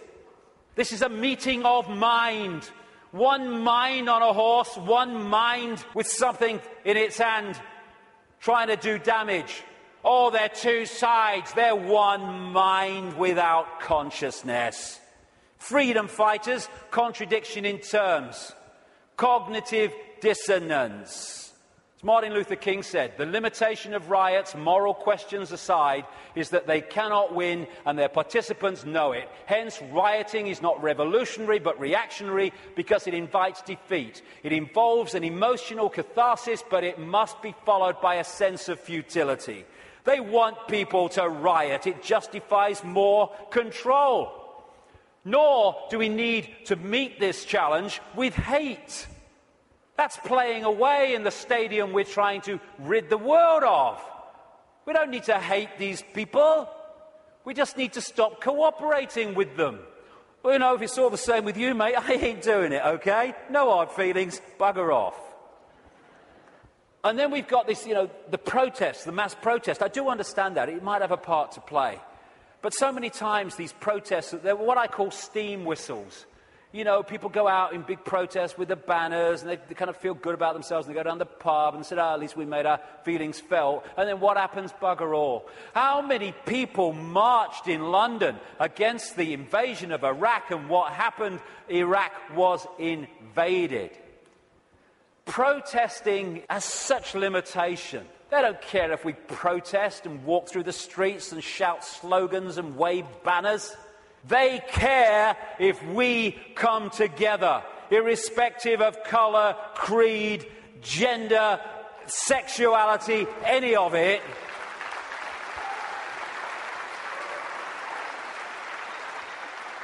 Put our differences aside and unite behind what affects us all and all our families. This control system, this Orwellian agenda, is not trying to enslave black people or Jewish people or middle-class Americans or Hispanics or Australians or Indians. It's trying to enslave all of us. And what it wants to do is divide the target population against itself through these fake, ridiculous fault lines of race, religion, income bracket, so that we divide and rule the target population and they can pick us off one by one.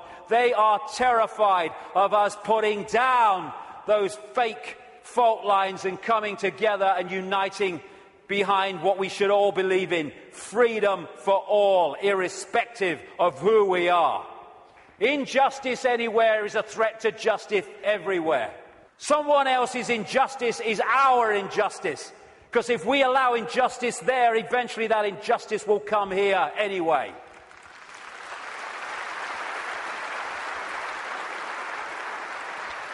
In the end, we will remember not the words of our enemies, but the silence of our friends. Silence is consent. Can you hear us now? Silence is consent. Because while we're silent on these impositions, the impositions just keep going on and on and on. By our silence, we are acquiescing, even agreeing to them being imposed. The end of silence, the end of acquiescence. If we want to be free, then don't run and hide.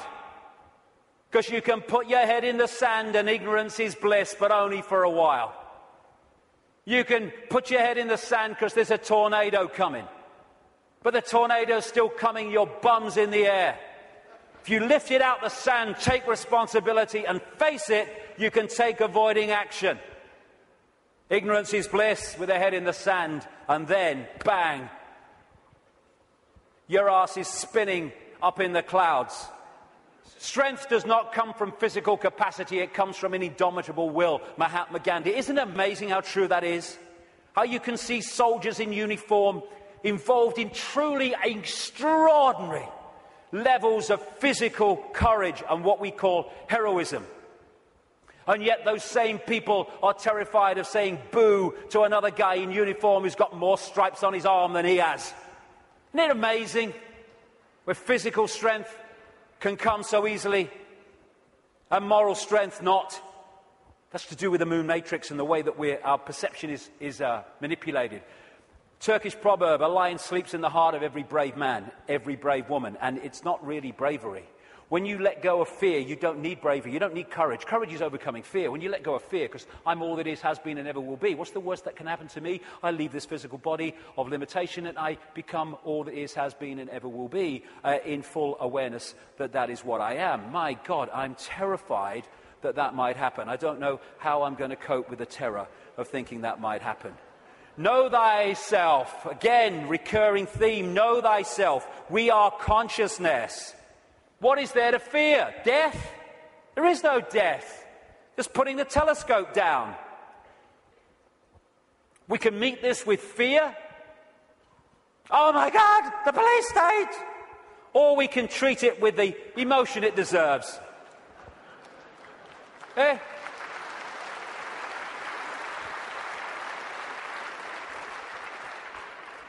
What we have to do is comply. Compliance! That's what we have to do.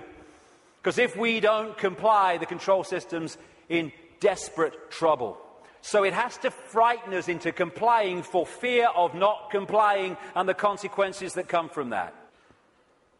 Well, hold on a second here. There's something about this that ain't right. When we look at this structure, we look there for the power. But why is that there?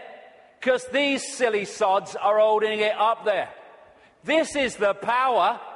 They have to persuade them that they have the power, so they don't take the power to bring that crashing down. Fear of bringing it down through fear of not complying.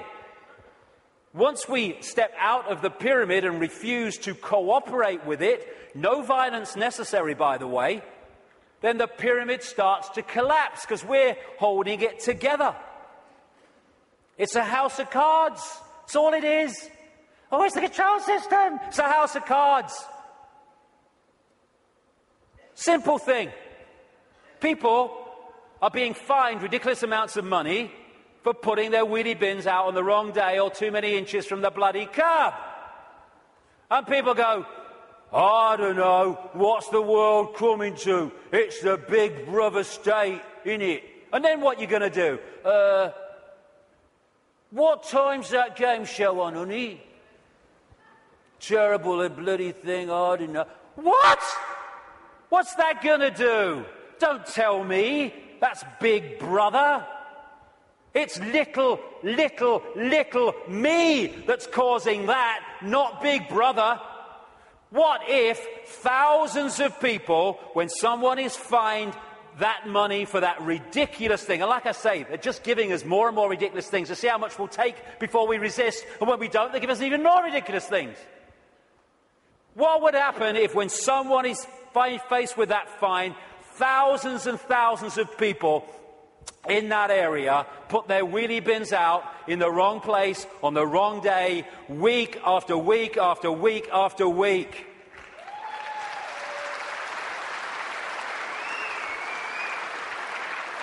The system couldn't cope. We have the numbers. And I see this, your vote is your voice, be heard. Bollocks it is. How can the vote be your voice when the people you're given the choice of voting for that have any chance of forming a government are standing on the same postage stamp of political policy and perception? There's no choice. We've reached a point now where the vote becomes a voice when we refuse to vote. We refuse to play the game anymore.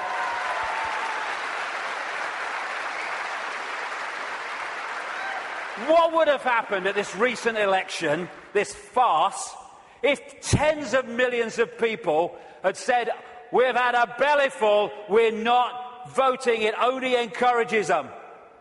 We are not voting because we're going to make a statement that we know this system is rigged and we're having it no more. What would have happened in these days that have passed since that election? The whole focus of the media and everything would have been, bloody hell, what's going on? Why this mass refusal not to vote? Now we've got a debate going. Now we're looking at why people haven't voted because the system is rigged. Now the system has to bloody start to change because it's lost its credibility. But instead, the majority trotted along to vote because they said, well, if you don't vote for them, they might get in. It doesn't matter! They're masks on the same face. So what if they get in? Same thing will bloody happen. Comply! No! No, no! Not if it's enslaving me and my children and imposing on my freedom. Comply! Leave your home now it's foreclosed. No! No! No! Let's follow this through, shall we? Millions of people in the world are losing their homes, being foreclosed, and ending up homeless.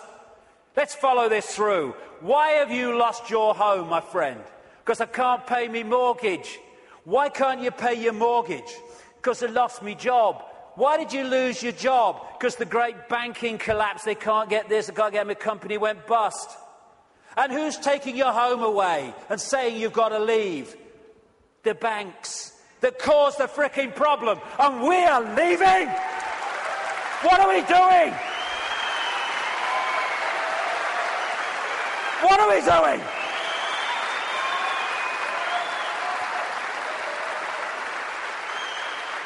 No, we won't leave when the banks have caused the problem and now they're telling us to leave to take the assets.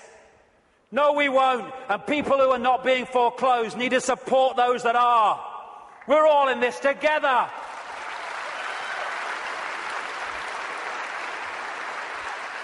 Compulsory vaccinations. No, no, no.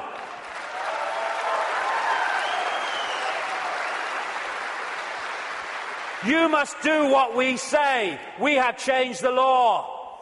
Not if you are imposing on my freedom and my rights to be a free citizen with a free voice. No, no, no. What are they going to do? They come out of Downing Street, whether it's Clegg and his mate bloody Cameron or it's bloody Obama or whoever it is in America, and they say, we've had a discussion and this is what we're going to do. What if vast numbers of people say, well, we ain't doing it? They have got no power whatsoever. Their power comes in our acquiescence. Oh, but you can't defy the law. Okay, let's follow this through, shall we? By the way, while I'm talking, put your arms out and I'll put the handcuffs on, because that's what you're telling me. What you're telling me is this. We have no say in laws that are passed. And then we have to obey those laws. Well, okay, forget freedom then. Okay, what if they passed a law that says, we take your children away? Would you obey it?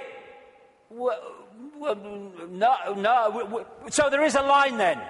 There is a line. It's just, where is that line? And if a law does not respect human freedom, it does not respect human justice, it doesn't respect fair play, we should not be acquiescing to those laws. We should be refusing to acquiesce.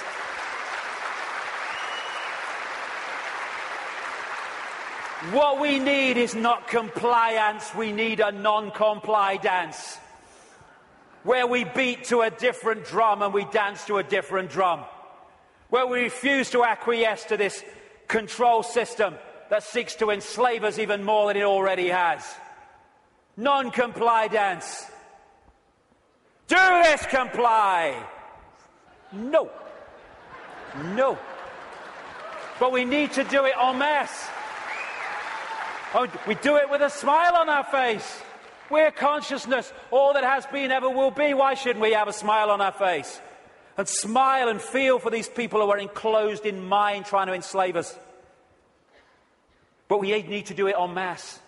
Because if we don't do it in numbers, then people get picked off. That's what's happening. I am all that is, has been, ever will be. You cannot grant me my freedom. It is not your gift to grant me my freedom or take it away, because I am, we all are, freedom.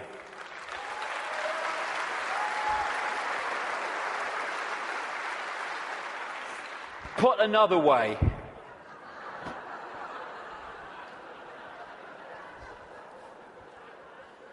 what would infinite consciousness do? Move perspective, little me, all that is. What would infinite consciousness do in the situations that we face, as against what would mind do?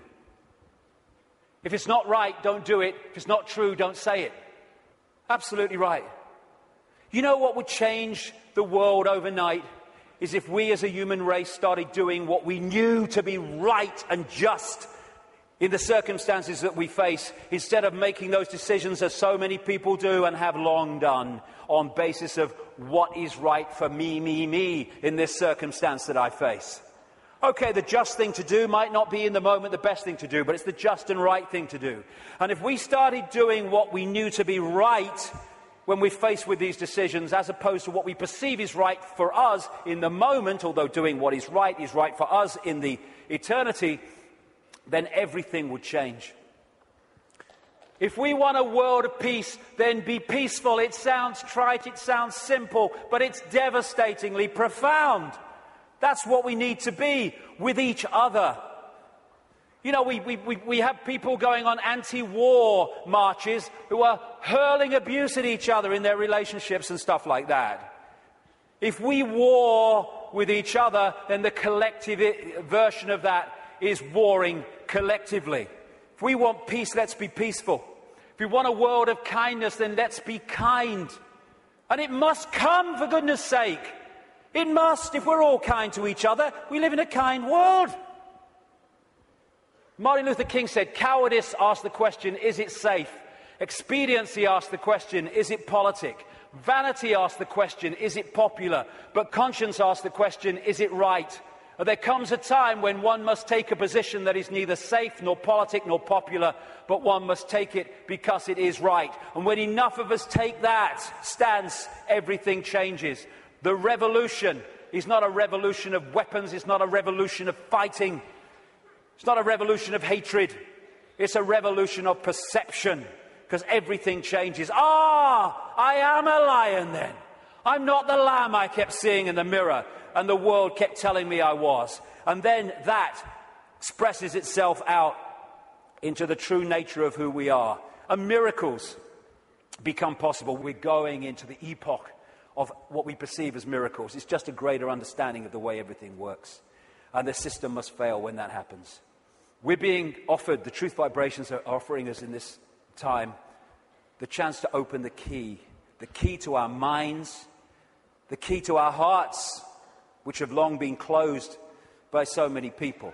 The key to the freedom on a level that we cannot comprehend, because until we expand our consciousness, we cannot be aware of the true nature of what freedom is. It's not even what we perceive in this world. Enough. Enough of this suppression. Enough of this slavery. Enough of this enslavement of the few by the many. As the poet Shelley said, rise like lions after slumber in unvanquishable number. Shake your chains to earth like dew, which in sleep had fallen on you. Ye are many, they are few. Enough! It's time to fly. It's time to fly. Thank you very much. Thank you. Thank you for coming. Thank you. Let's get on with it. Thank you. Thank you for coming. Thank you for coming. Thank you.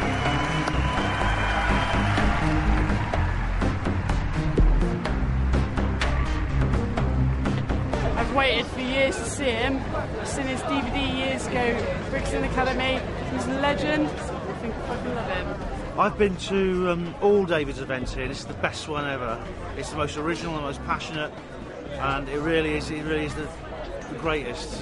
I've never seen David so charged up. I've never seen him so full of stamina, so full of energy, and so there's so much inspiration in what he's said here tonight. He doesn't pretend to be a guru or anything like that, and he admits himself he's struggling with the same, things that we are, and I think that's why he's fantastic to listen to. All of it struck a chord.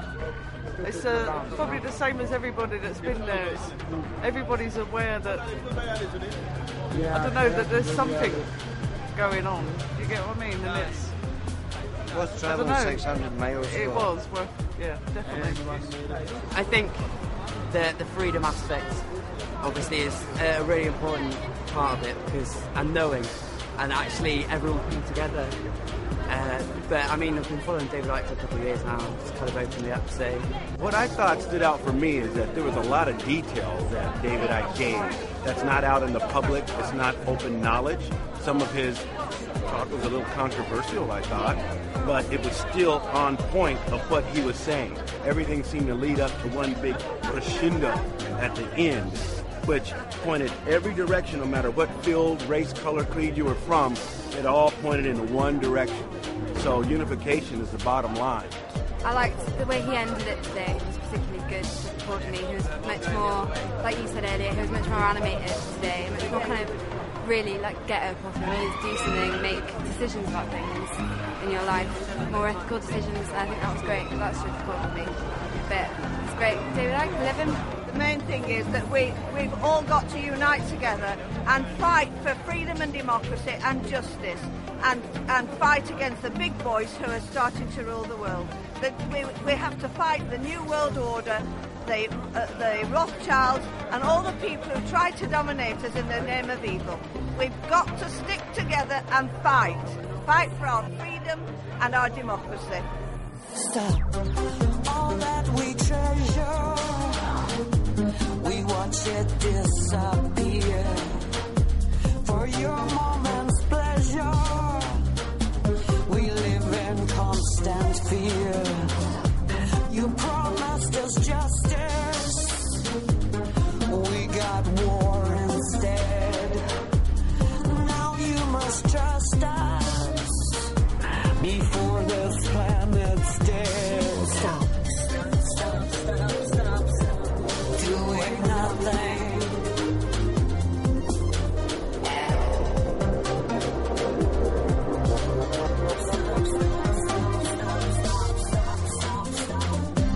This world is amazing. It gives us everything we need, and it would be crazy to kill it all for wicked greed. All we need is peace of mind. All we want is some more time to find a solution.